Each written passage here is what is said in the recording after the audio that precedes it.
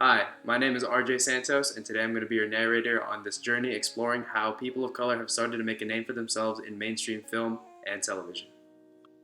Nowadays, everyone's aware of people of color being in the spotlight of mainstream television. Shows like Lee Daniels' Empire and Eddie Huang's Fresh Off the Boat provide unique insights into the gritty underworld of the music industry, as well as what growing up as an Asian kid was like in the 1990s, respectively. However, what most people aren't really aware of is that for decades and decades, blacks and Asians were typecast as roles that made fun of their physical characteristics and accents, such as serving as comedic relief or someone that helped out the main character. In fact, half the time, Hollywood didn't even cast actual Asians or blacks in roles. White actors often made use of blackface or yellowface in order to portray these characters in a humorous manner. An example would be Mickey Rooney's character, a Japanese landlord named Iwai Yuniyoshi, in the 1960s film Breakfast at Tiffany's. For the film, Rooney developed an Asian accent, and I use that term very, very lightly, and taped his eyelids in such a way in order to appear Asian. Here's a clip from the film. Mr. Go right through. Someday, Mr. Go right through. What happened to you anyway? You take off.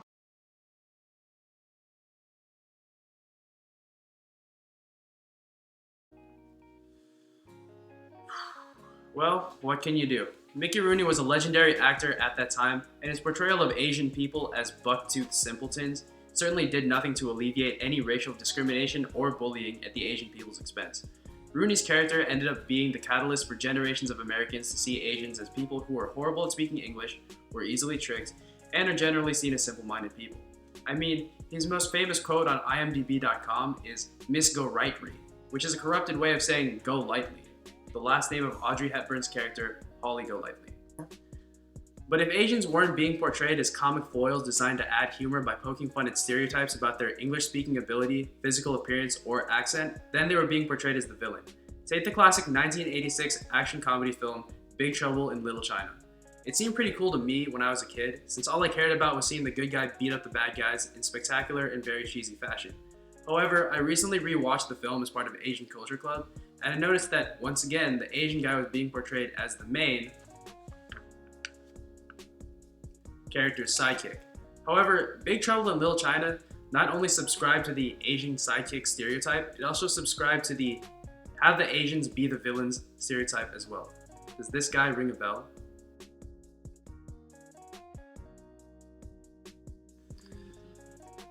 Now look, I get that this guy was supposed to be a super evil ancient sorcerer, but don't you think they went over the top with his makeup and costume? Not to mention he also uses black magic / some sort of cult power and a whole legion of other Asian kung fu villains in order to make sure he plays the mystic, otherworldly villain role very well. As Cinema Sins would say, stereotypical over-the-top Asian villain is stereotypically over the top. But that's just Asians in film. What about Asians in television though? Oh, that's right. There basically aren't any. How about this statistic? According to Fusion.net's pie graph comparing the percentage of Asian American actors to non-Asian actors across 100 different TV shows, only 38% of them have at least one Asian actor. It gets better. About 7% of these shows have an Asian character that's actually part of the main cast. Now before you start asking me, what about Glenn on The Walking Dead or Dong on The Unbreakable Kimmy Schmidt? The 100 different TV shows are based on 5 networks: the CW, CBS, ABC, Fox, and NBC.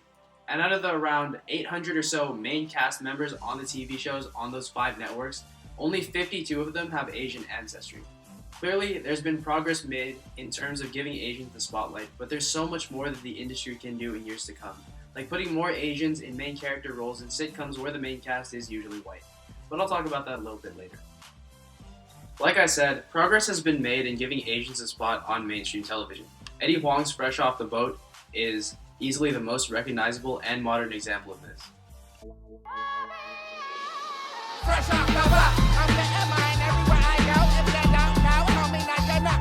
Fresh off the boat, homie, they don't know where I come from, but I know where I go. I'm fresh off the boat. Even from that title sequence, the viewer can see that Asian roles have changed for the better. Asians are no longer purely the comedic foil whose antics and behavior lighten the mood. Neither are they the stereotypical villain or henchman that knows all sorts of martial arts. Instead, ABC portrays this family as normally as it would any other sitcom family. Quirky, comedically dysfunctional, yet equal. Fresh Off the Boat also does its best to challenge stereotypes of Asian Americans that they were previously confined to, such as Asians not being able to dress well, only being focused in school, and especially not speaking English well. I am not letting you go to a rap concert. But they're white rappers. White? But they're sort of Asian. No.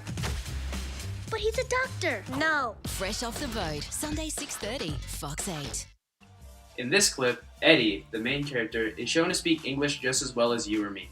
He dresses relatively well for a kid of that generation, and clearly isn't all about his school or grades like the stereotypes would have you believe. Instead, he's portrayed as a quirky, normal teenager who has his own faults and imperfections just like anybody else. Now, let's look at the progress the African American community has made in being featured on the big screen and television. Similarly to Asians in the 20th century, black people were also forced into niche roles that let them as little more than making the main cast members look good. The most notable and enduring of these roles is the magical Negro, which according to Matthew Huey's article on synthetic racism is defined as a lower-class, uneducated black person who possesses supernatural or magical powers used to save disheveled, uncultured, lost, or broken whites into competent, more successful, and content people. While I think that most of the characters that I'm going to talk about don't have supernatural powers, unless you're Morgan Freeman and Evan Almighty, I do think that their help comes in the form of life-changing advice that they give to the main character. Hughes cites the 2000 movie Bedazzled starring Brendan Fraser and Elizabeth Hurley as one of the examples of this role being played to perfection. Here's a short clip. Devil's gonna try to confuse you, but that's a gig. But in the end, you're gonna see clear to who and what you are and what you're here to do. Now, you're gonna make some mistakes along the way, everybody does. But if you just open up your heart and open up your mind, you get it. Who are you? Just a friend, brother. Just a really good friend.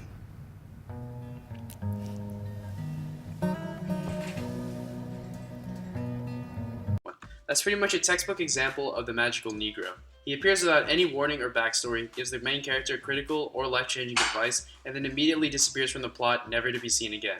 I think the role was created in order to make African Americans seem less thuggish or scary than what mainstream culture would have led people to believe, since black people were typecast as thugs, people fighting against segregation, or the protagonists in a quote-unquote rags to riches story. Until recently, black people have always been portrayed as lower than their white counterparts, their only useful contribution being sound advice in a supporting cast role. But nowadays, things have changed. Turn on the TV and you'll see shows like Empire, How to Get Away with Murder, and Rosewood, all featuring black acting leads taking on serious roles, from a leading music mogul to a top law professor to a Miami pathologist. In particular, Empire even does its best to challenge many of the stereotypes by presenting them and then wrecking them by introducing atypical, complex ideas about the characters. For example, let me introduce you to Andre Lyon, the oldest son of Empire. Andre is introduced as the perfect businessman. He wears fitted suits, he speaks precisely and in a smooth voice, and he knows how to handle himself in social situations.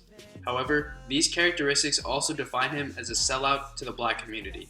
In addition, he's revealed to be married to a white woman, who is meant to be somewhat controlling and deceptive.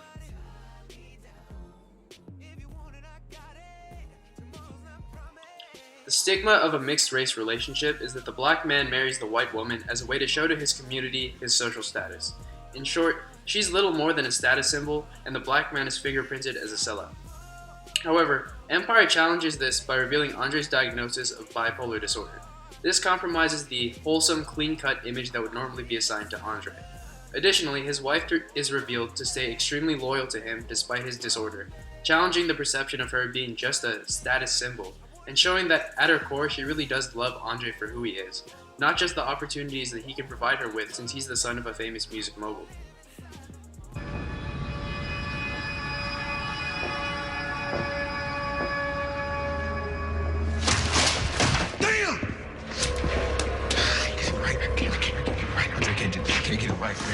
Andre, Okay, baby, you gotta calm down. Don't tell me to calm down. Don't you ever tell me to calm down. You hear me?